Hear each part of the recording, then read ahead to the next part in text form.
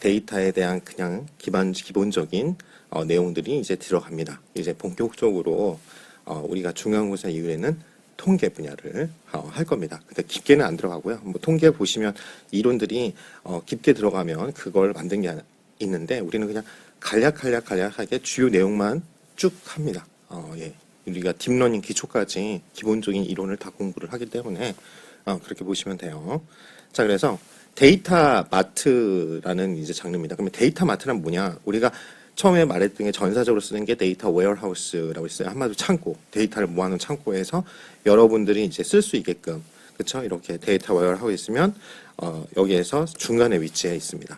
그래서 하나의 주제나 부서 중심으로 데이터 웨어하우스라고 보면 돼요. 여기에 그러니까 한마디로 큰 거 위에 상위 폴더가 있는 거죠. 그냥 쉽게 얘기하면 우리 서울사이버대 전체 통합 플랫폼 LMS가 있을 거 아니에요.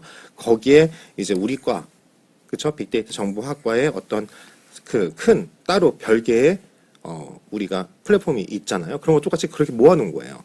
그래서 여기 보시면 그림이 스테이징, ODS 이렇게 하고 이게 이제 데이터 웨어하우스를 구축하고 여기서 부서별 이게 하나의 주제라면 이제 팀 프로젝트나 이런 걸 생각하시면 될 거예요. 프로젝트가 걸렸을 때 그럴 때 따로 만든다. 이게 별도의 한 부서처럼 그렇죠? TF팀이나 이런 걸 만든다 이거죠. 그리고 데이터 마트 하고 그래서 애널리틱 툴로 우리가 한다 이거죠. 그래서 우리가 배우는 게 이제 여기서 이론 잠깐 배우고 실습 전처리하는 거 이거 갖고 오면 데이터베이스 갖고 오면 처리를 해야 하잖아요. 우리 부서에 필요한 자료로 그런 다음에 이제 분석을 하는 그런 절차를 가도록 할 겁니다. 자, 그러면은 reshape라는 게 있습니다. reshape 재형성하다라는 뜻이잖아요. 즉 우리가 원하는 대로 재형성을 해야 되는데요. 그때 두 가지의 함수가 핵심 함수가 있습니다. 그래서 그냥 일반적으로 여러분들이 뭐 R 관련된 교육 같은 걸 받게 되면 멜트하고 캐스트를 보기가 힘듭니다. 왜냐하면 대부분은 그대로 분석되어 있는 처리되어 있는 시스 파일로 예제 파일로 여러분들이 그냥 돌려보거든요.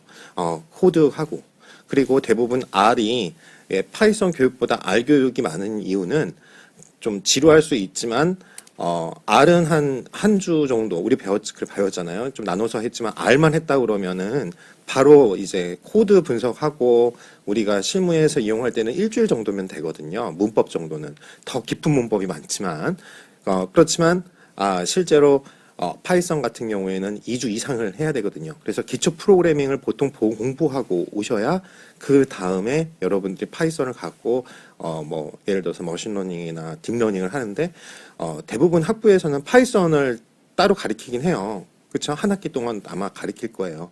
그 과목을 점제하지 않는 한은 이걸 할 수가 없는 거죠.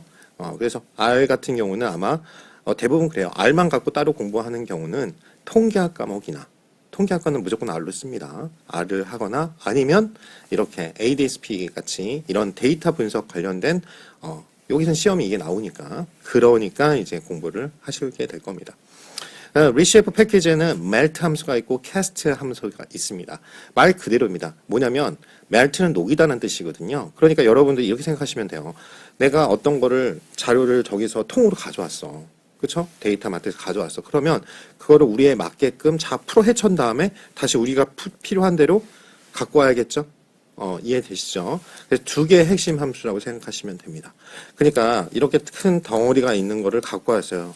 근데 여기에는 막 변수도 엄청 많아. 근데 그 중에 우리는 딱 5개, 6개만 뽑아서 추출해 쓸 거야. 그런데 이 틀이 다르니까 어떻게 해줘요? 변환을 시켜주는 거죠. 우리가 할 수 있게끔. 그러니까 쉽게 얘기하면 어레이 형식, 배열 형태로 벡터 형식으로 쫙 만들어줍니다. 그런 다음에 이걸 가지고 우리가 어떤 거를 새로 만드는 거죠.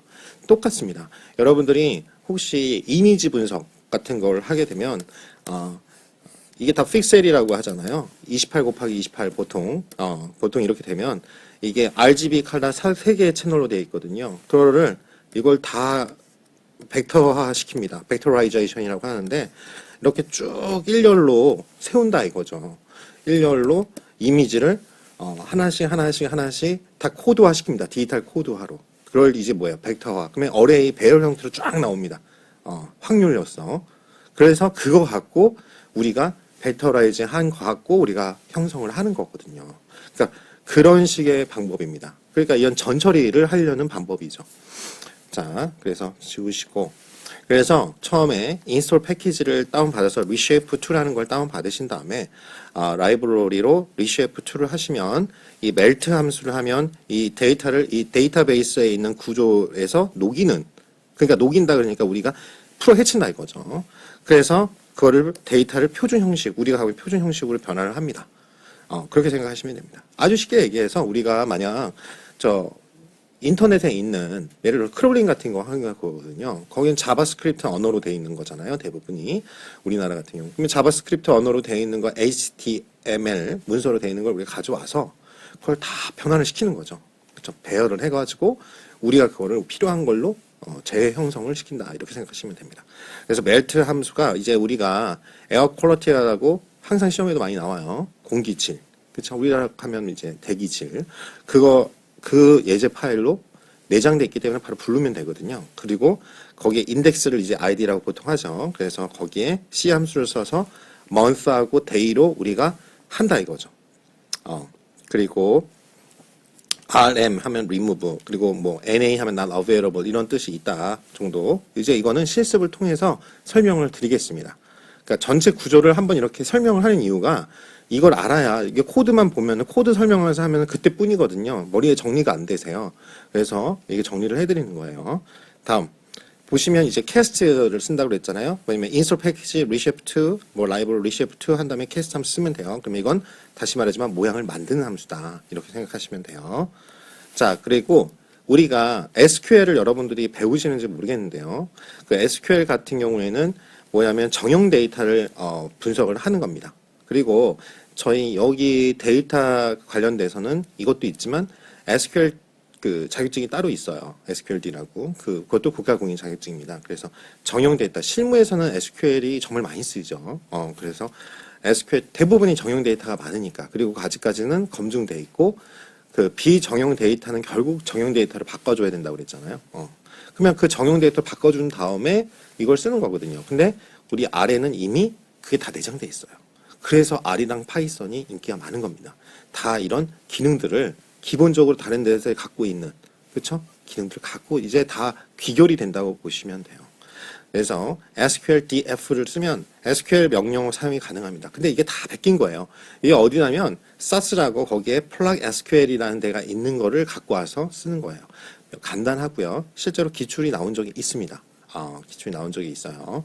근데 이제 그런 코드 같은 경우는 너무 그렇게 스트레스 받지 마시고 또 좀 이따 중간고사 대비할 때도 설명을 드리겠지만 이 실습 파일이 좀 양이 한 학기 하기에는 좀 양이 많을 수도 있어요. 근데 그 한번 돌려보는 데 의심을 가지시고요. 시험을 혹시 안 보시는 분들은 너무 부담을 갖지 않으셨으면 좋겠습니다. 왜냐면은 나는 뭐 파이썬, 나는 뭐 매틀랩 뭐 이런 거 하시는, 특히 컴공과 분들은 매틀랩 많이 하시잖아요. 수학 같은 경우를 하시면 그러니까 그런 부분 때문에 뭐 또 언어를 배워야 되느냐, 그 실무에서 안 쓰는 언어는 필요가 없을 수 있겠죠. 그렇지만 여러분들이 데이터 분석 쪽이나 이쪽으로 간다, 진로를 간다 그러면 R이나 파이썬은 이제 기본입니다. 할 줄 모르면 그만큼 소외되는 거죠. 거의 뭐 프로젝트 참여가 안 되는 거죠. 기본을 모르시면 그렇게 생각하시면 됩니다.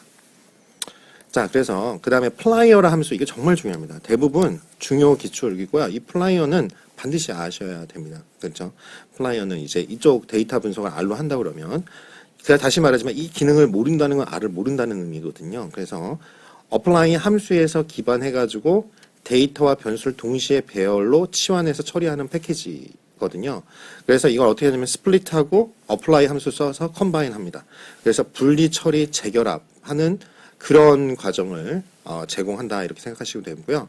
apply 함수가 있습니다. apply 함수는 벡터, 행렬, 데이터 프레임에 임의 함수를 적용하여 결과를 얻기 위한 함수예요. 그래서 데이터 처리 함수인데요. 뭐냐면 이게 각각 코드가 다 apply에서 나온 거거든요. 그래서 이 플라이어 함수의 앞에 A, 뭐 D, L, R, M 이 5가지 함수를 써요. 그래서 A는 그러니까 처음에 입력받는 거야, 입력받는 거. 그렇죠? 입력반수 함수, 이게 출력받는 함수, 그다음 플라이 형식 이렇게 써요. 그러니까 예를 들어서 플라이가 있는데 만약 처음에 어뢰를 받아가지고 내가 데이터 프레임으로 만들어 주겠어 하면 AD 플라이 플라이어 이렇게 쓰시면 돼요. 자, 이게 이렇게 오타가 꼭 있네요. 그렇죠?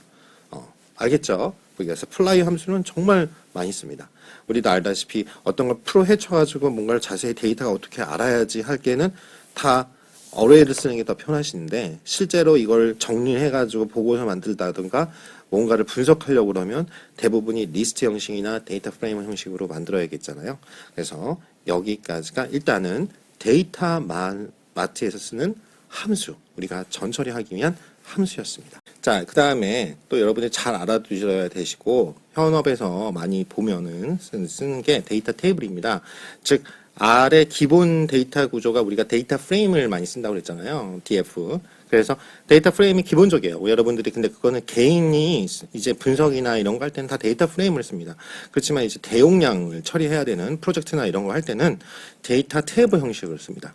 그래서 이게 엄청 차이가 많이 나요. 여기 보시면 기존 데이터 프레임, 데이터.점 프레임 방식보다 이게 최소 20배 빠릅니다. 월등히 빨라요. 그래서 컬럼을 우리가 보통 알다시피 이제 키값, 그렇죠? 이걸로 색인화, 인덱스를 합니다. 인덱스와 아이디를 키값으로 해요. 그러면 보통 구조가 여러분들 그 하둡 혹시 배우시는지 모르겠어요. 컴퓨터 공학과에 있는 분들도 꽤 있는 걸로 알고 있는데 하둡 시스템이 이제 병렬 처리를 하잖아요. 그때 어떻게 해요?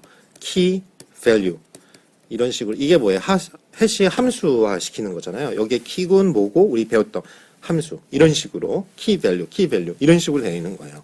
그래서 이 키 값을 부르는 거죠. 키가 뭐 1, 우리 그거랑 생각 키가 그거예요. 여러분들이 옛날에 반번호 이렇게 학교에서 이제 키 순서대로 뭐 해가지고 하면 1번, 25번은 예를 들어 저 같은 양진우, 뭐 23번은 뭐 김사랑, 뭐 36번은 누구 할까요? 쯔위 뭐 이런 식으로 그렇죠. 참고로 저는 정말 좋아해요. 투둥이에요. 그래서 그런 식으로 키 밸류 이런 식으로 연결한 거죠. 이거를 딱 클릭하면은 누구 뭐 여러분들 알다시피 등번호 손흥민이 10번인가요? 잘 모르겠는데 뭐 10번 손흥민 뭐 이런 식으로 쭉 갖고 오는 거예요. 그 데이터를 거기에 이제 태그를 가가지고 똑같아요. 그래서 특정 칼럼에 보통 우리가 칼럼을 다 이제 우리가 보통 기본적으로 다 열로 이렇게 쭉 되어 있잖아요. 왜 열로 떨어지는지는 아시죠? 여러분들이 뭐 혹시 빅데이터 관련된 수학이나 이런 걸 공부하셨으면 이제 행렬로 떨어졌을 때 이제 전치 행렬에 보통은 이제 열로 하고 전치 행렬 X 트랜스포즈 같은 경우에 이제 이런 식으로 이제 바뀌는 거잖아요. 우리가 행렬을 계산하면 이래야지 계산이 되잖아요. 뭐 이거 익숙하신지 모르겠어요. 갑자기 수학에 나와서 뭐 그쵸? 뭐 갑자기 머리 아프다 이럴 수도 있는데 X 트랜스포즈 Y 뭐 이런 식으로 이렇게 하잖아요. 우리 어떤 행렬 계산할 때 뭐 그래서 뭐 2 by 1, 1 by 2, 2 곱하기 2 행렬 이런 식으로 나오잖아요. 이런 형태인 거죠. 그래서 보통은 이제 키값에 있는 행렬 값의 벡터라이즈에 있는 거를 키를 뽑아가지고 이제 거기에 있는 데이터를 그냥 불러가지고 하기 때문에 하나하나 코드 쳐가지고 어떤 거는 뭘 하고 우리가 하는 것처럼 뭐 제 이름 누구 아까 말한 쯔위 누구 이런 식으로 해가지고 부르는 게 아니라 키 번호만 키만 하는 거예요. 그러면 딱 떨어진다 이거죠. 그렇죠? 그래서 그 특정 컬럼이 결국 속성 정보가 각각의 속성 정보가 컬럼에 있는데 거기서 키값으로 색인을 딱 인젝해요. 그 3번을 각조화. 그래서 데이터를 처리한다 이거죠. 그래서 그렇게 되면 당연히 유사한 거, 뭐 1번부터 뭐 4번, 5번부터 10번 이런 식의 있는 그룹핑이 가능하죠. 여기서 이 속성 정보는 거기에 또 뭐 여기도 있고 저기도 있으면 여기 있는 거를 부르기만 하면 되잖아요. 그래서 여기다 A 그룹. 내가 지금 마트 이거는 각각이 타겟이 틀릴 수 있잖아요. 마케팅이나 이런 데서 하는 타겟이랑 A 그룹, B 그룹 이렇게 그룹핑이 가능합니다. 그래서 빠른 그룹핑과 정렬이 가능하고 짧은 문장 지원 측면에서 데이터 프레임보다 굉장히 유용하다. 그래서 이제 보통 이제 이론으로 우리는 보통 시험에 나오니까 굉장히 데이터 프레임보다 빠르고 그래서 뭐예요? 병렬 처리를 해야 된다든가 그렇죠? 대용량 처리를 할 때 좋다. 그게 데이터 테이블이다. 이렇게 보시면 됩니다. 그러면 이렇게 이건 이 정도 선으로 아시고 결국 실습을 한번 통해서 해보시면 여러분들이 이런 거구나라고 이해가 되실 겁니다. 그러니까 실습 세 가지를 같이 해볼 겁니다. 자, 그러면 잠시 후에 우리 제 강의 화면을 보면서 데이터 마트를 실습해 보도록 하겠습니다. 잠시 후에 볼게요. 자, 이제 실습도 해볼게요. 오늘 실습이 조금 어려울 수 있어요. 왜냐면 어떤 형태, 데이터 프레임이나 어떤 형태를 변형, 우리가 필요할 때 우리 그러잖아요. 어떤 데이터가 왔는데 그대로 쓰지 않잖아요. 엑셀 같은 경우에도 우리가 가공해서 만들잖아요. 바로 그 중요한 기법들을 앞으로 배울 거예요. 그래서 오늘부터 조금 어려울 수 있는데 좀 집중해서 보시고요. reshape. 자, 다시 뭐예요? 형태를 만든다. 이런 뜻이잖아요. 여는 법은 이제 설명 안 해도 되죠. 파일 가서 오픈 파일 하셔가지고 여시면 됩니다. 그리고 잊지 마시고 RStudio 열 때는 관리자 권한으로 꼭 실행해 주세요. 자, 그러면 reshape 활용 볼게요. 처음에 reshape2라는 패키지를 해야 됩니다. 그럴 때 쓰는 게 install.packages 이렇게 쓰는데요. 이거 보시면 제가 일단 install. 이렇게 보시면 나오죠. 예, 드랍박스가 나옵니다. 그래서 이걸 클릭하시고 그 다음에 처음에는 잊지 마시고 쌍따옴표로 reshape2 이렇게 하시고요.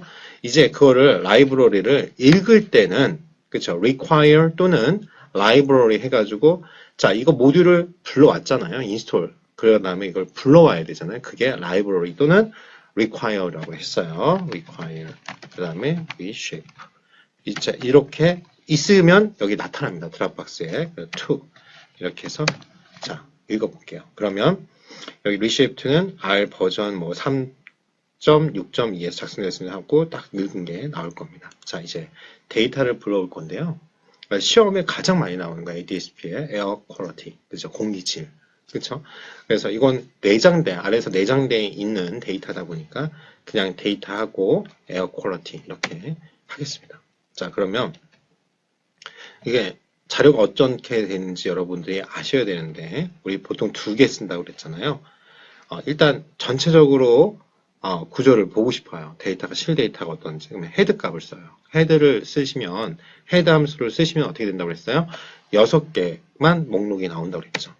그렇죠? 오존, solar.r, winds, 그 다음에 temp, month, day 이렇게 변수가 있는 게 여러분 보이실 거예요. 근데 이 중에 이제 6개가 출력되는데 그것보다 더 짧게 보고 싶어. 그러면 굳이 이걸 안 써도 되긴 하는데 3개만 보고 싶어. 그러면 컴마하고 3을 쓰시면 됩니다.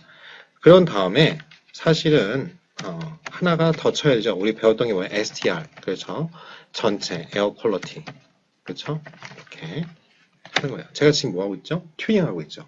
자, 그러니까 뭐냐면 여러분들이 이런 기본적인 코드를 저희가 다 주잖아요. 그리고 여러분이 코드 원하면 구글 가셔서 찾으시면 돼요. 가르쳐 드린 것처럼 만약 예를 들어서 이런 names라는 함수가 궁금해. 그러면 구글 창에 가셔서 names하고 in R 그쵸? 이렇게 예를 들어서 names는 이렇게 하시고 in R 이거를 검색어에다가 치시면 여러분들은 나와요. 웬만한 코드들도. 근데 문제는 그걸 여러분들이 해석하는 게 중요하죠. 해석하고 이해하고 그렇죠? 그래서 그거 하려면 또 공부를 또 해야 되고 보고 시간이 걸리잖아요. 그래서 이런 강의를 듣고 압축된 강의를 들은 다음에 이걸 계속 활용하지 않으면 또 다 잊어버리세요. 그러니까 계속 반복해서 실무에서 쓰도록 하시고요. 이런 코드가 주어지면 응용하시는 거 별거 아니잖아요. 제가 어떻게 말해서 2가지를 본다고 그랬죠. 항상 자료 구조를 봐야 된다. 자, 자료 구조가 데이터 프레임으로 되어 있고 6개의 변수가 있는데 그 중에 153개의 관측치가 있다. 그 6개의 변수가 달러 표시하고 나오죠. 오전, 솔라, 그 다음에 wind, 그죠? 바람 세기겠죠. 그 다음에 온도를 나타내는 temp, 그 다음에 월과 일이 나와 있는 거죠. 그리고 여기서는 wind만 numeric으로 되어 있는 실수형이고 나머지는 7.4 이러니까 나머지는 인티저 정수값으로 지금 되어 있는 걸 여러분들이 확인하실 수 있어요. 만약 여러분들이 wind 값을 다 정수로 바꾸고 싶어. 그러면 이거 뭐예요? as.integer. 그쵸? 우리 배웠던 그 함수를 사용하시면 되죠. 자, 이제는 변수명을 알고 싶을 때예요. 그러면 names라는 함수를 쓰면 됩니다. 자, 변수명 알고 싶으니까 이렇게 오전부터 아까 말씀드렸던 것들을 보여주고 있습니다. 자, 그런데 이게 나중에 치다 보면 이 대소문자를 알 프로그램은 구분을 하거든요. 그래서 이 오전이나 솔라나 처음에 대문자가 있고 뒤에는 소문자로 쓰기가 너무 힘들어. 그러면 이거를 내가 소문자로 다 바꿔주고 싶어요. 그럴 때 뭐예요? to lower. lower는 낮추다 이런 뜻이니까 대문자가 아니라 소문자로 바꿔주다는 뜻이겠죠. to lower 한 다음에 똑같이 이 name 있는 거를 그 안에 가로에다가 집어넣어주면 되죠. 여기서부터 여기까지가 우리가 봤던 거잖아요. 변수명. 즉 변수명을 처음에 str 하면 다 알지만 names를 쳐준 이유가 있겠죠. 바로 이렇게 변형을 시켜주기 위해서요.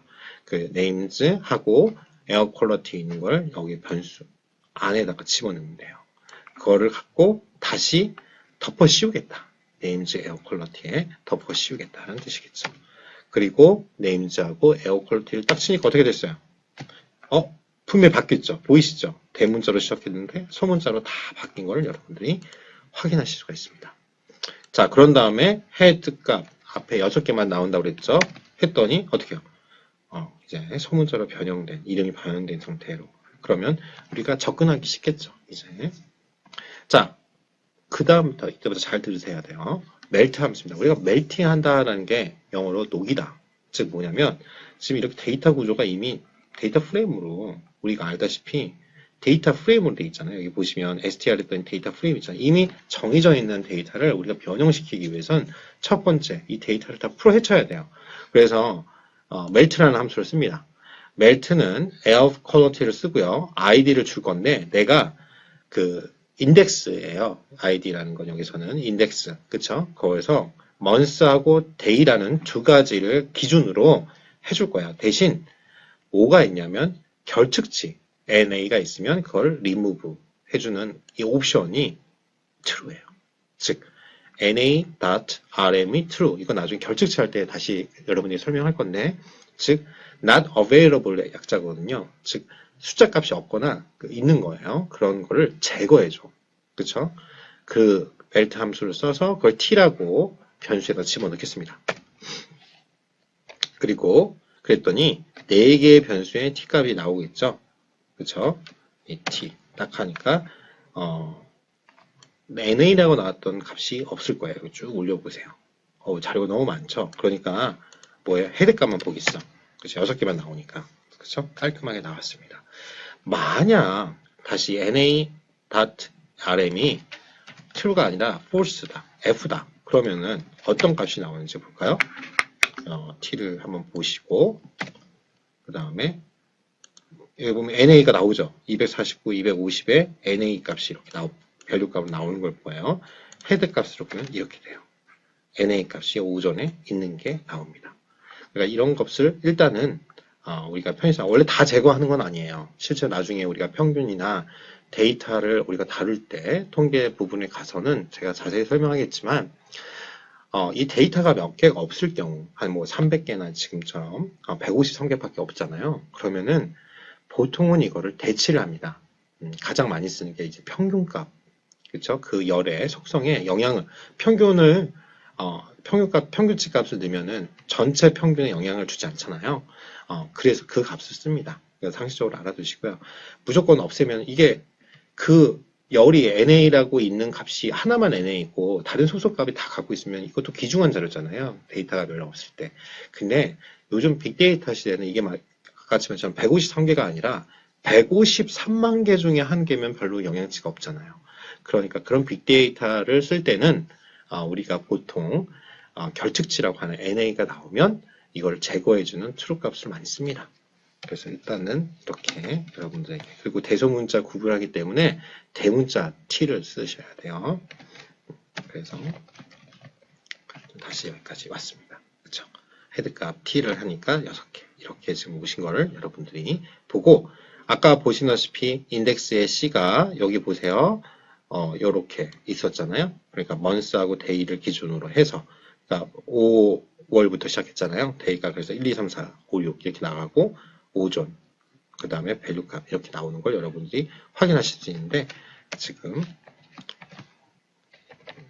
이렇게 참 보겠습니다. 자, 그 다음에 reshape라는 패키지를 설치할게요. 그래서 모양을 만들 겁니다. 그래서 library reshape 해주시면 지금 잘 됐고요. cast라는 이제 함수를 쓸 거예요. cast는 첫 번째가 데이터, 내가 불러드릴 데이터, 이용할 데이터가 있는데, 자, 처음에는 행 레이블, 그 다음에 열, 그 다음에 값, 이거를 내가 이제 형태로 만들겠다 이런 뜻이에요. 이제 녹였잖아요. 형태가, 그쵸? 원래 데이터 프레임에서 풀어헤쳤어요. 이제 내가 형태 만들어줄게. cast, 그쵸? 해줘요. 그러면 지금 이렇게 지금 보시면 나오는데 좀 내용이 많네요. 헤드 하고요.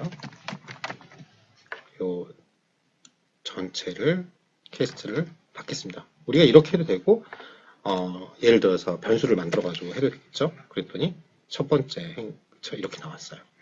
자, 그런 다음에 이 캐스트의 배열을 array 형식으로 바꾸고 싶은 거예요. 그러면 acast, dcast라 그러면은 데이터 프레임 형식으로 우리가 모형을 만들고 싶어요. 그러면은 dcast 이렇게 씁니다. 자, 데이터 t인데요. 세 가지. acast는 이렇게 세 가지 행열, 값 이렇게 나타내요. 그래서 보여주고요. 그렇죠? 그런데 이 acast의 month variable 두 가지를 이제 프레임을 만드는데 그 중에 민값 형태로 나타내죠. 그래서 그걸 AQM이라는 변수에 넣어줘. 그렇게 표현했습니다. 그 다음에 AQM을 열면 이렇게 표현이 지금 나오는 걸 여러분이 볼 수 있어요. NA가 지금 계속 있어가지고 이렇게 나오는데요. 다시 한번 위에서 가볼게요. 멜트 쪽으로 가서요. 이게 지금 계속 변형이 안 된 것 같아요.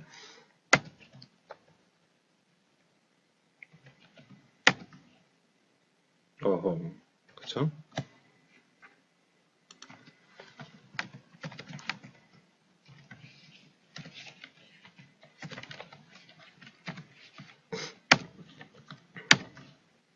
그쵸? 자, 제거된 거 보이시죠? true, na.rm이 true. 이제 여기서 다시 한번 팟캐스트 이쪽으로 넘어가서 그쵸? 네, 나왔습니다. 자, 이제 array에 있는 캐스트를 만들었고요. 이제 dcast를 한번 써볼게요. 똑같은 month하고 variable로 나타내는데 그거를 데이터 프레임 형태로 나타내고 있습니다. dqm이라는 하는 변수로 나타내면 그렇죠. 데이터 프레임 형식으로. 그래서 여기 1, 2, 3, 4, 5 그 숫자 인덱스가 나오는 걸 여러분들이 보실 수 있어요. 자, 그된 다음에 캐스트 함수를 썼는데 이 t라는 데이터를 갖고 month하고 variable 그렇죠. 형태로 행과 0을 만들어주고요. 그 다음에 range, 범위까지를 나타낸 걸 f라는 함수에 집어넣을게요. 그럼 범위를 나타내니까 각각에 대해서 이렇게 표현이 나오는 걸 여러분들이 볼 수 있습니다. 자, 그래서 많이 쓰는 게요. 캐스트 함수, 멜트 함수 다음에 캐스트를 쓰는데 보통 많이 쓰는 게 dcast나 accast를 많이 써요. 두 가지를. 그래서 표현을 한다. 이렇게 여러분들이 아시고요. 이거는 지금은 이런 게 있다 정도만 아시고 나중에 이용해야지 사용하시고요.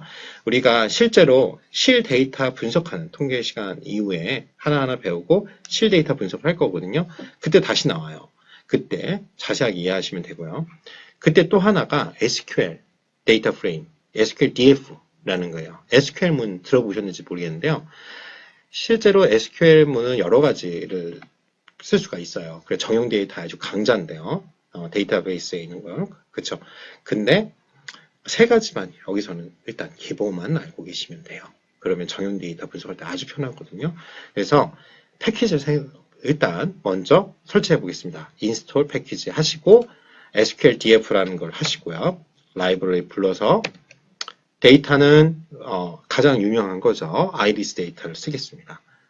북곳이라고 하죠. 그래서 이 데이터를 사용해서 이거예요. select from 어디 그리고 뭐가 있냐면 where 이렇게 나와요. 이게 가장 기본적인 SQL 데이터 그쵸 문입니다. 그때 select는 어디서 말 그대로 선택할 거야. 어디로부터 from 그 전체 데이터 그쵸? 그리고 where는 조건문이에요. 어디에 있으니까 그 데이터가 쫙 있는데 어디에 있는 그쵸? 이렇게 해석하시면 돼요. 그러니까 조건을 정해줄 때 where를 씁니다. 자, SQL DF인데요. 이제 select 하고요. 이 asterisk 그죠? 별표 표시하시면 되는데 이게 뭐냐면 이건 모두. 자, 뭐냐면 select 이게 많이 보일 거예요. select 하고요. 이 별표 있고 from iris 그러면은 iris에 있는 데이터로부터 갖고 올 건데 모두 선택해줘. 이런 뜻입니다. 아이고. 그렇죠? 그래서 보시면 쭉 이렇게 나오죠. 너무 다르가. 그렇죠? 많은데 내가 너무 많으니까 10개까지만 할 때 select from iris인데 리미트 10개까지만 보여줘. 그러면 10개 출력됐죠. 그렇죠? 이렇게 보시면 보니까 변수가 나오는데 뭐 sepal length, sepal width, 그 다음에 petal length, petal width, 그 다음에 스피시 종조, 뭐 세토사 뭐 이런 식으로 딱 10가지만 지금 나오죠. 그런 다음에 이제는 뭐냐면 내가 어떤 조건인데 몇 개에 대한 스페시스는 여기 딱 봐도 종류가 뭐예요? 여기 여러분 이거 하기 전에 데이터 아이리스에 항상 구조 한번 봐야 되겠죠? 아이리스 구조를 볼까요? 이 데이터를 보니까 5개의 변수로 돼 있죠. 데이터 프레임이고 150개가 관측치인데요. 다 넘버인데 스페시스만 팩터예요. 즉 팩터는 뭐예요? 범종 데이터라는 거죠. 그래서 보면 세토사, 베리, 버시 컬러 뭐 이렇게 지금 3가지의 레벨이 있다. 지금 이렇게 보여주고 있죠. 자, 그러니까 요걸 나중에 범종 데이터니까 좀 변형이 필요하거나 아니면 조건이 되겠죠. 자, 보면 select인데 이제 count하고 뭐예요? asterisk. count 전부 다 세줘. 이런 뜻이죠. 어디 아이리스에 있는 것으로부터 전부 다 세줘. count 해줘. 이런 뜻입니다. 근데 where저를 아까 전에 어떤 거예요? 조건이죠. 조건인데 스피시스예요. 종족에서. 즉 3가지 종족이 있다고 해요. 팩터. 그쵸? 스피시스 3가지 종족이 있죠. 근데 뭐와 같은 VI하고 이제 우리가 설명을 할 거예요. 그쵸? 근데 VI로 시작하는 그 나머지 문자로 돼 있는 것을 추출해서 그 조건으로 그 숫자를 세죠. 그러면 50개네요. 그쵸? 50개가 있다는 걸 이렇게 정형 데이터 같은 경우는 금방 찾을 수가 있습니다. 그 실습이 어떤 거냐면 apply 함수에 대해서 같이 할 거예요. applyer라는 폴더 그 여러분들 파일을 여시고 실습을 하시겠습니다. 자, 데이터 마트에서 이제 applyer인데요. 이 apply, deploy 엄청 중요합니다. 결국 이걸로 여러분들이 원 데이터를 어떻게 해준다? 전처리하는 거를 할 수 있는 거고요. 실무에서 가장 많이 쓰고 여기 설명할 게 좀 많아요. 그래서 그 기본인 아이리스라는 우리가 내장되어 있는 R 파일을 가지고 하나하나 자세히 설명드릴 테니까 여기는 여러분 이런 거 있잖아요. 엑셀에서 중요한 함수 몇 가지 있잖아요. 그런 거랑 똑같아요. 가장 중요한 함수니까 여러분 기억을 잘 하시기 바라요. apply 함수는요. 우리가 벡터나 행렬, 데이터 프레임 이런 것들 있잖아요. 여기다가 우리가 함수를 적용해요. 우리가 이미 함수를 적용해서 결과를 얻기 위한 함수예요. 혹시라도 뭐 파이썬을 공부하시는 분이 있다면 거기에 뭐 람다 함수랑 비슷한 거예요. 우리가 어떤 임의의 함수를 사용자 정의를 해서 만들어서 어떤 걸 편의화를 위해서 하는 거예요. 우리가 사용자 정의 함수라는 걸 씁니다. 자, 그래서 apply는요. 이 함수가 apply 함수는 이 가로 안에 처음에 내가 할 수 있는 데이터 그쵸? 어떤 데이터를 x라고 놓고요. 거기다가 이제 마진을 줘요. 그 마진은 뭐냐면 행이냐 열이냐 내가 원하는 것만 이제 추출하고 싶은 거예요. 그걸 말하고 그 다음에 펑션이라고 여러분들이 어떤 기능 뭐 다 더해라 곱해라 이해되시죠? 이런 거예요. 그러니까 우리가 저번 시간에 SQL DF 하면 정형 데이터를 이제 그렇게 추출을 할 때 그렇게 하나하나 명령문 한 거랑 비슷한 그런 기능이라고 보시면 돼요. 근데 마진이라는 건 뭐냐? 마진할 때 이걸 뭐 행, 열, 로 이렇게 쓰지 않고 이걸 이제 그냥 간단하게 1이면 행, 2면 열 이렇게 생각하시면 돼요. 그러니까 예를 들어서 지금 매트릭스가 있는데요. 매트리스에서 1에서 9까지의 숫자, 즉 연속하는 수요를 만들어줘, 시퀀스를 만들어주라는 지금 표시를 했어요. 그러면은 어떻게 되겠어요? 1부터 9까지의 숫자가 쭉 나오는데 대신 n 컬럼은 몇 개예요? 열 숫자를 3으로 매트릭스를 만들었습니다. 그런 다음에 d라는 변수에도 지금 집어넣었어요. 그런 다음에 d를 하면 지금 결과값 보이시죠? 어때요? 1행 1열에 그리고 우리가 처음에 어떠한 뭐 by, row, true 이 옵션이 없으면 어떻게 돼요? 열로 해죠. 그래서 1, 2, 3, 4, 5, 6, 7, 8, 9 이런 식으로 3행열의 매트릭스, 즉 행렬이 생긴 걸 여러분이 보실 수 있습니다. 자, 이제는요. 지금 연습하는 거예요. 어플라이 함수의 기능에 대해서 보는 겁니다. 그러면 지금 이게 데이터, 우리가 만든 행렬 데이터가 변수가 이름이 뭐예요? D죠. 그래서 D라는 데이터를 사용하고 여기에 마진이 들어가는데 마진이 1이면 행, 2면 열이에요. 근데 거기다가 sum이라고 지금 했습니다. 자, 그러면 뭐예요? 데이터는 D를 쓸 거야. 근데 다 1행을 다 더해줘 라는 값이 되는 거죠. 그렇죠? apply. apply라는 뜻이 이제 영어로도 적용하다 라는 뜻이잖아요. 그렇게 생각하시면 돼요. 그러니까 여기 보시다시피 1, 4, 7 다 더한 값이 12가 첫 번째 답으로 나오고 벡터로 나오죠. 2, 5, 8, 15가 이렇게 나오는 걸 여러분들이 알 수 있습니다. 자, 그 다음에 그러면 똑같이 이제 2는 열이겠죠? 자, 이거를 제가 코드를 이제 강의상 집체교육이나 이런 거 할 때는 일일이 제가 코드를 치면서 따라하게끔 해요. 그렇지만 여러분들은 이거 자체가 R을 위한 수업이 아니라 프로그래밍이 아니라 우리가 ADSP-R이라고 해서 제가 ADSP인데 R이라는 프로그래밍을 사용해서 통계 분석을 하는 기법을 시험에서는 또 필기만 나오니까 여러분들 뭐 하냐면 이게 다 코드를 주고 있지만 여러분들이 중요한 건 뭐냐면 실제로 이걸 쳐봐야 돼요. 이거 제일 전처리하는 기법이니까. 그래서 꼭 이 수업은 들으시고 그 다음에 항상 코드를 쳐보시는 연습 꼭 하시길 바랍니다. 지금 높아지게 말씀드려요. 이제부터 뭐 실데이터 갖고 하거나 내장되어 있는 데이터를 갖고 시험에 나올 수 있는 부분으로 쭉 하니까요. 자, 데이터는요, 아이리스라는 데이터를 쓸 거예요. 아이리스다 데이터를 칠 건데, 불렀고요. 이제 뭐냐면 이게 굉장히 150개 정도 돼요. 관측치만. 그런데 이제 한눈에 안 보이니까 헤드라는 함수를 쓰겠습니다. 그러면 이렇게 쭉 나오죠. 세팔 랭스, 세팔 위드, 페탈 랭스, 페탈 위드. 그래서 스피시스는 뭐예요? 범주형 데이터다. 실제로는 세 가지의 그 붓꽃, 아이리스가 붓꽃인데요. 그거에 대한 세 가지의 세부 종족에 대해서 나옵니다. 자, 그래서 이제는 뭐냐면 헤드를 하고 6개만 보여주죠. 근데 아이리스 데이터 중에 우리 대괄호 있으면 뭐예요? 원소에 접근합니다. 근데 컴마 있으면 전체죠. 행은 전체를 쓸 거고 그러니까 앞에 컴마 앞에 아무것도 없으니까 행은 전체.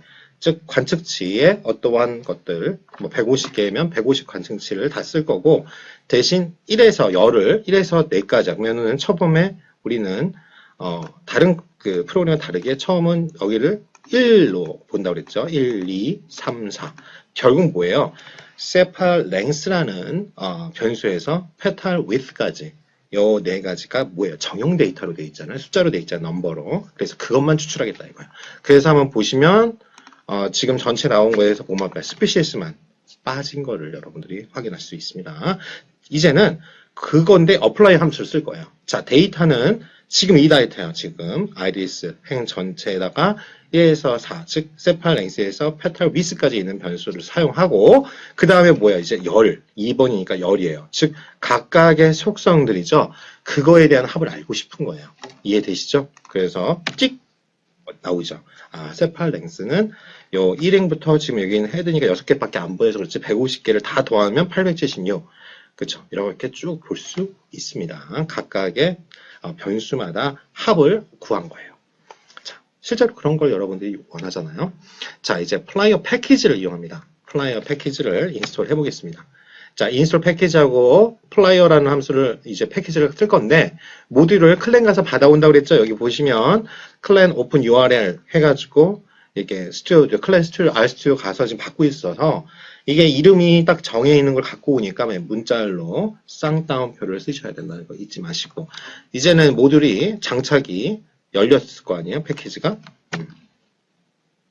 그렇죠? 라이브러리 플라이어를 합니다. 자, require 또는 library라는 함수를 써서 이 플라이어를 저희가 했어요. 자, 그 다음에 AD 플라이어라고 우리가 여러 가지 플라이어가 있는데 각각은 여러분 필요할 때 보시면 되고 제가 많이 쓰는 것만 일단 할 거예요.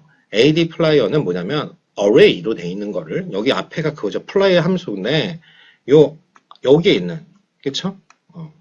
여기 잘 보시면 A가 앞에 있는 원래 원 데이터의 속성이에요. 즉 array, 배열로 되어 있는 걸 데이터 프레임으로, 이거 좀 그냥 D니까 데이터 프레임으로 출력해줘, 이런 뜻입니다. 즉 배열을 받아가지고 배열 정보 데이터를 이걸 데이터 프레임으로 바꿔주는, 그러니까 한 번에 해주는 거죠. 이러지 않으면 우리가 이걸 또 X로 변수로 해서 우리 배웠죠.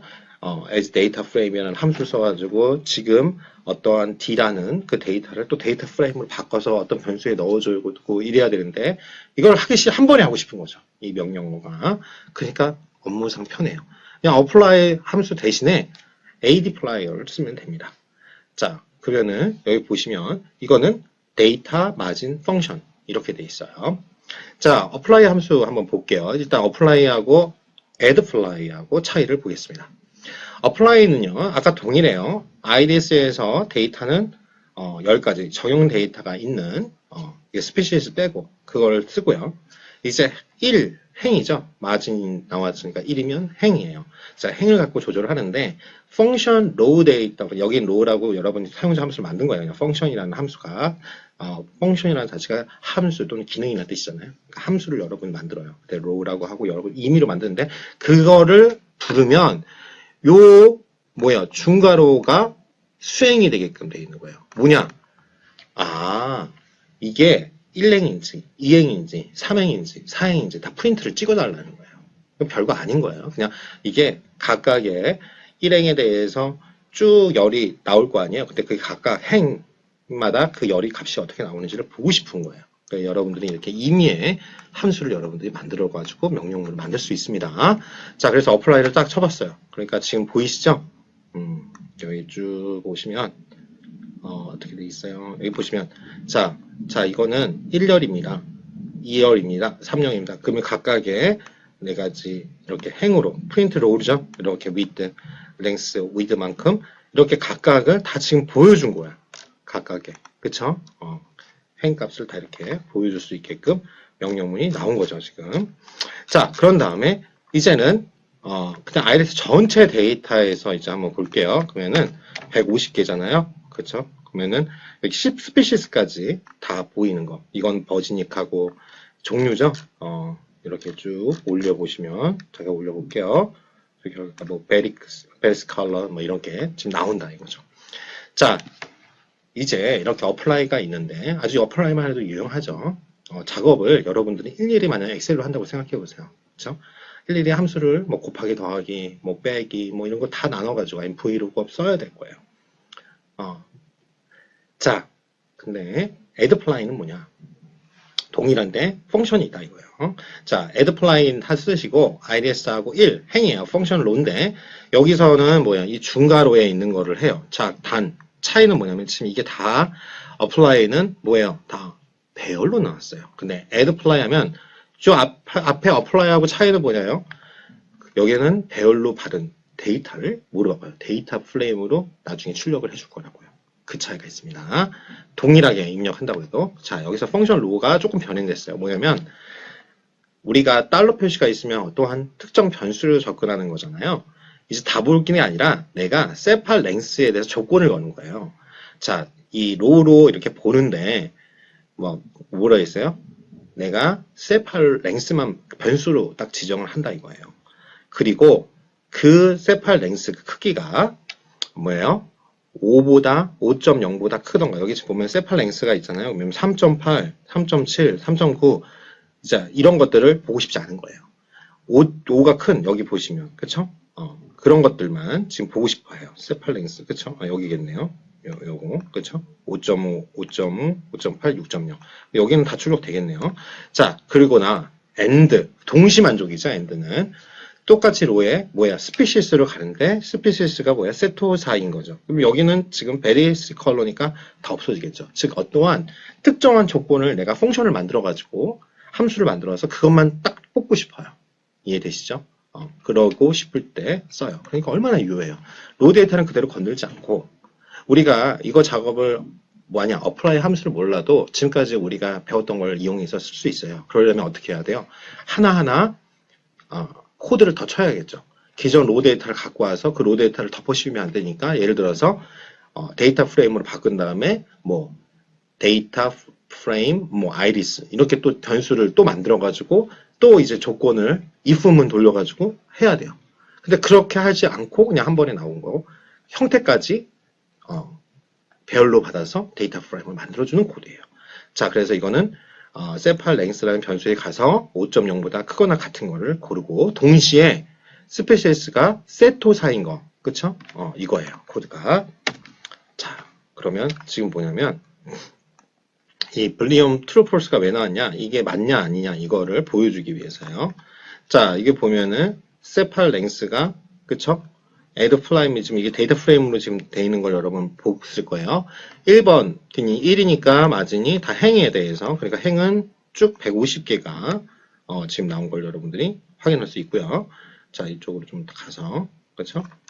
그다음 이게 세토사인 것만 쭉 세토사인 것만 지금 나왔죠. 그러면 요거에 대해서는 50개가 지금 세토사인 거가 지금 나온 거죠. 동시에만 하는 그거를 지금 찾아준 거를 여러분들이 볼 수 있습니다. 자, 그래서 여러분들이 이걸 할 때 주의할 거는요. 대소문자를 구분합니다. 그래서 입력시 주의하시고요. addFly에는 array라는 배열을 데이터 프레임 형식으로 변화를 한 번에 갈 수 있는 아주 좋은 apply의 또 다른 이제 명령 체계다. 이렇게 여러분 아시면 될 것 같아요. 자, 그 다음에 다음은 ddplyer입니다. 이건 뭐냐면 실제로 이런 경우가 많아요. 엑셀 파일 경우에 데이터 프레임이 많아서 데이터 프레임으로 데이터 프레임으로 출력하는 함수입니다. 똑같은데 뭐냐면 아까 스피시스가 있는데요. 그 스피시스를 그룹화 시킨 거예요. 지금 보면 레벨이 있기 때문에 그렇죠. 세 개의 범주이기 때문에 세 가지의 그 범주가 있는 거를 이제 여기 보시면 아이리스 파일을 전체 다 받아서 점하고 가로 스피시스 이렇게 하고 범주형 데이터에 보통 쓰는데요. 스피시스 그룹을 선택하는 거예요. 그룹을 선택하는 그 명령을 치시고 펑션으로 SUV 이제 뭐냐면 그룹이니까 서브 그룹 그죠? 그걸 이제 SUV라고 한 거고요. 그냥 요 대형 대차가 뭐냐? 자, 요 펑션을 만들었으니까 여기 중괄호까지가 이제 그 펑션에 내가 만든 사용자 함수에 적용이 될 거예요. 데이터 프레임으로 돼 있는 함수 그 원래 자체가 뭐냐면 세팔 width라고 하는 그쵸? 이렇게 하나씩 코드를 칩니다. 세팔 width라는 데다가 min 값이라고 제가 변수명을 한 거고요. min하고 sub 그쵸? sub 내가 만든 사용자 함수에서 변수로 가요. 뭐야? 세팔 width로 가서 그 세팔 width에 해당하는 변수의 평균을 요 내가 만든 새로운 변수에 넣어주는데 이걸 데이터 프레임으로 만들어주는 함수예요. 이해되시겠나요? 그래서 그거를 이제 이걸 한번 쳐보면 어떻게 해요? 아주 간단하게 나오죠? 결과는 이겁니다. 스피시스 그룹별로 나눠줘 라는 명령이에요, 이게. 그쵸? 결과를 잘 보시면. 그러면 세 가지였죠? 세토사, 베스칼라, 버지니카가 있고 각각의 세팔 위스의 민값만 지금 딱 이렇게 할 수 있습니다. 자, 그러니까 이렇게 여러분들이 이 apply 함수를 알면 SQLDF 우리 배웠던 거거나 아니면 실제로 뭐 여러분들 아시다시피 많이 쓰는 오라클이나 MySQL이나 MS SQL 요 다양한 방법이 있어요. 추출할 수 있는 방법은 전처리를 하기 위해서 내가 필요한 것만 추출하기 위해서. 근데 실제로 R에서는 한 번에 된다 이거죠. 그렇죠? 이렇게 원하는 형태까지 여러분들이 할 수 있습니다. 그래서 익숙하지 않을 수 있어요. 연습을 꼭 해주시기 바랍니다. 여기까지가 applyer 그렇죠?에 관한 실습이었습니다. 이제는 어떻게 읽면 데이터 테이블을 접근하냐.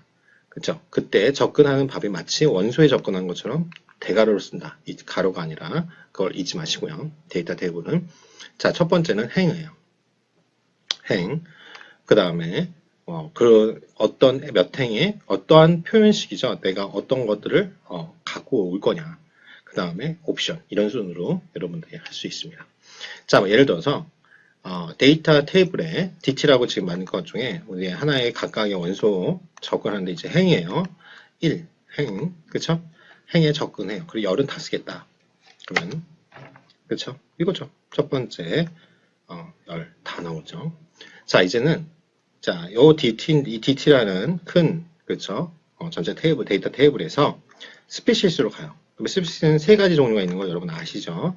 그 변수에 접근한 다음에 그게 세토사인 것만 다 뽑아줘 이렇게 하는 겁니다. 지금 이쪽에 행에다가 그리고 열은 다 쓸 거야. 보시면, 그쵸? 세토사인 것만 50개인가 보네요. 행은 전체 다 나타났고, 50개가 나오고, 그쵸? 열은 다 쓰니까. 세토사인 것만 뽑은 거고, 열은 다, 그러니까 속성들은 다 나온 거죠. 그쵸? 세팔 랭스, 세팔 위드, 페탈 랭스, 페탈 위드, 그 다음에 스피시스. 이렇게 다, 열은 지금 다 나온 걸 여러분들이 볼 수 있습니다. 다음, DT라는 데이터 테이블에서 1행에 다 접근해요. 하나만 뽑겠다는 거죠. 세팔 랭스만 보겠어. 그러면 세팔 랭스만 보겠다 이거죠. 이건 되게 간단하겠네요. 그렇죠? 하나만 나오죠? 1에게 여기 보시면 세팔 랭스만 값만 5.1 벡터 값이 나오는 걸 여러분이 확인하실 수 있고요. 이제는 리스트로 되어 있는 걸 받아서 접근하겠습니다. 자, 뭐냐면 1, 그쵸? 1행에 있는 것만, 그쵸? 요거죠, 요거랑 동일하죠. 요거죠. 그래서 요것들을 접근해서 리스트로 만들어주는데 뭐냐면 세팔 랭스하고 스피시스 이렇게 되어 있는 거를 만들어서 거기서 접근해서 뽑아달라고 명령을 한 번입니다. 여러분들이 이게 표현식이에요. 리스트로 만들어서 막 보여달라. 세팔 랭스하고 스피시스만 그럼 이렇게 나오죠. 뭐예요? 세팔 랭스하고 스피시스를 리스트 형태로 해서 거기에 데이터 프레임, 그렇죠? 데이터 테이블 형태로 지금 보여주고 있습니다. 접근해서. 자, 그 다음에는 뭐냐면, 요 앞에 전체 다, 그러니까 150개가 다 나오겠죠. 여기 비어 있다는 뜻은. 그리고, 뭐예요? 세팔 랭스의 뭐예요? 평균값만 다 구하고 싶은 거예요. 그렇죠? 그러면 이게 모든 행은 다 하고, 그 중에 뭐야? 세팔 랭스에 해당하는 거를 뭐야? 평균 값을 구한 거죠. 모든 행에. 자, 다음은 이제 이 데이터 테이블에 그러면 우리가 만드는 것까지는 알았어. 어떻게 접근해서 우리가 원하는 것만 추출할까? 이렇게 보시면 돼요. 자, 차이는요. 보통 우리가 데이터 프레임 하면 어떻게 해요? 그냥 이렇게 데이터 테이블처럼 이제 괄호만 썼는데 여기서는 이제 접근을 각각의 원소 접근하는 거죠. 근데 차이는 뭐야? 행이나 어떤 것도 행으로 접근한다 이거예요. 우리가 다 킥도처럼 1, 2, 3, 4 이렇게 땡땡 아까 형태가 틀린 거 알죠? 같은 그 행을 표시할 때 넘버링이 틀렸던 걸 여러분 보셨을 거예요.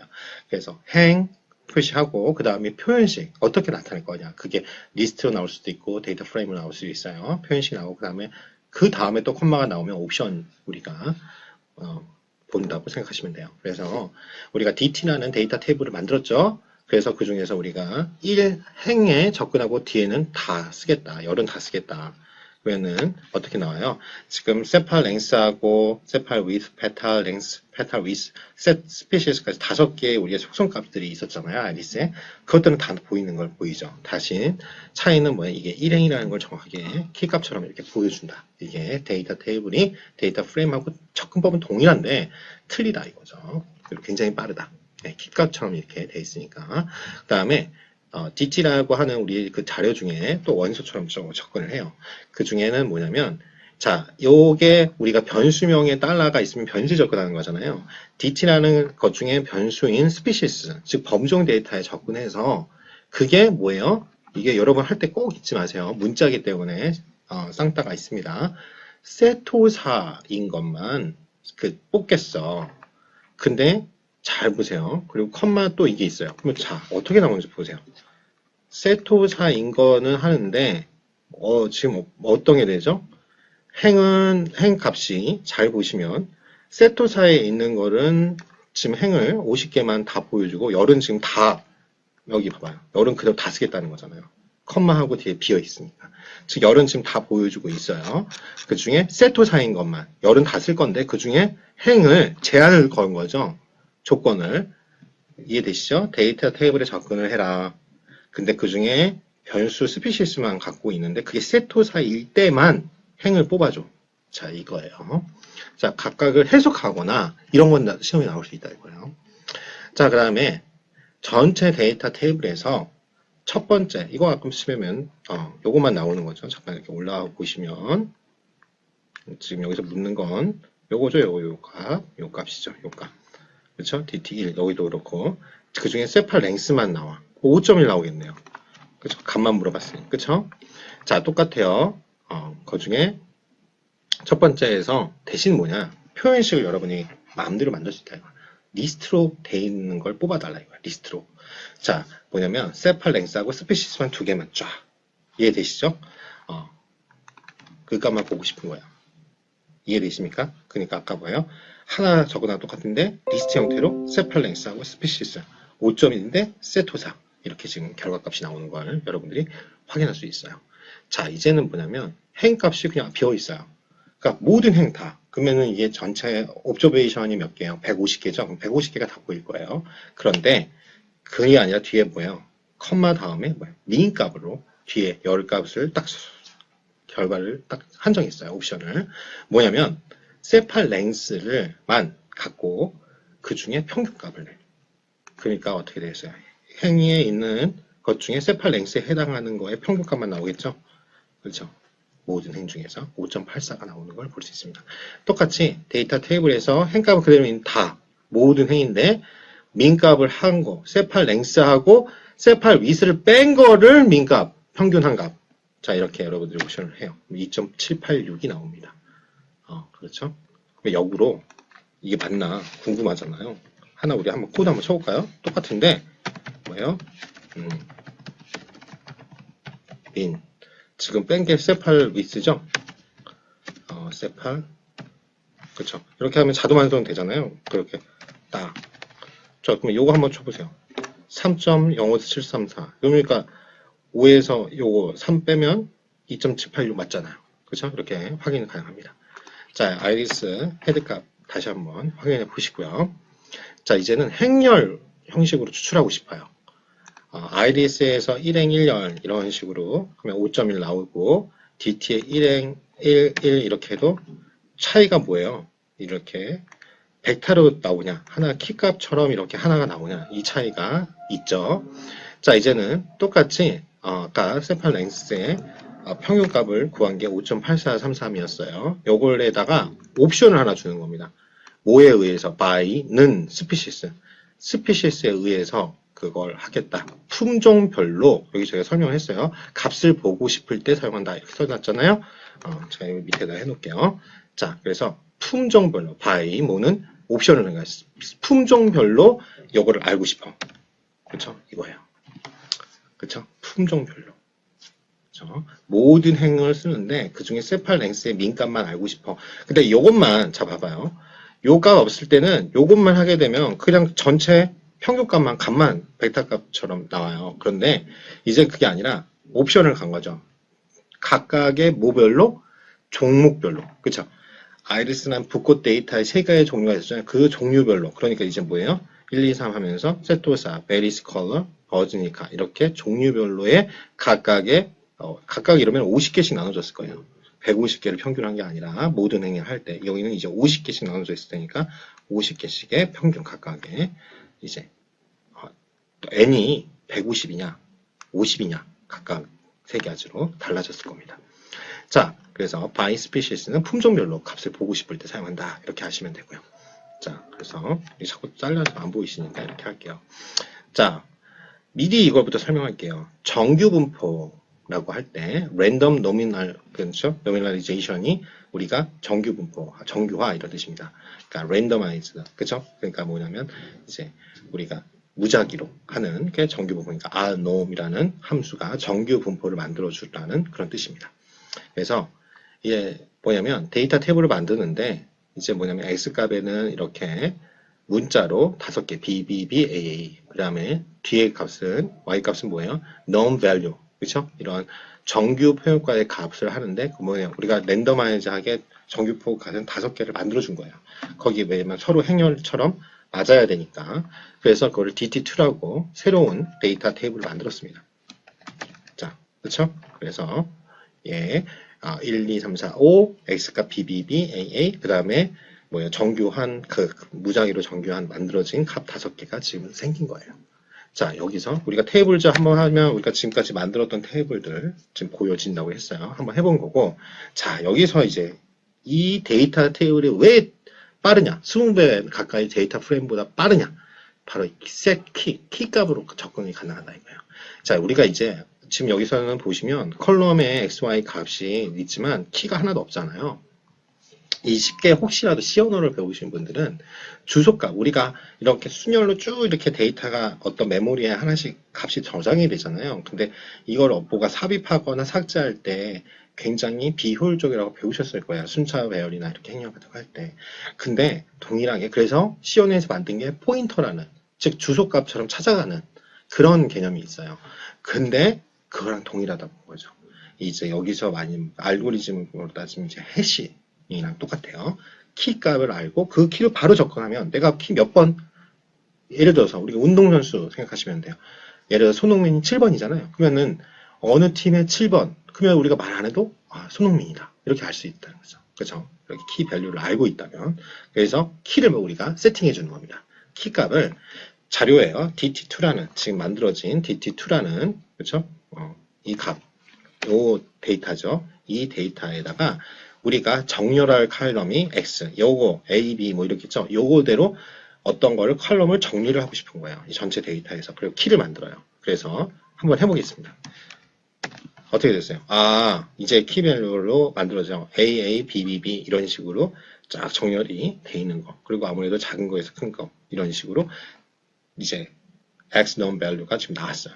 그리고 테이블 딱 하시면 이제 키가 X라는 키를 만든 거죠. 정렬할 걸. 키, X별로 해봐. 키가 만들어진 거 여러분 볼 수 있습니다. 자, 이제는 이 키 값 중에서 키로 접근을 해요. 그래서 A에 해당하는 값만 추출하고 싶어요. 그러면 이렇게 하시면 돼요. DT2에서 이미 X로 다 정리가 돼 있을 테니까 A, 그렇죠? A만 있는 거를 키가 있기 때문에 A만 뽑을 거야.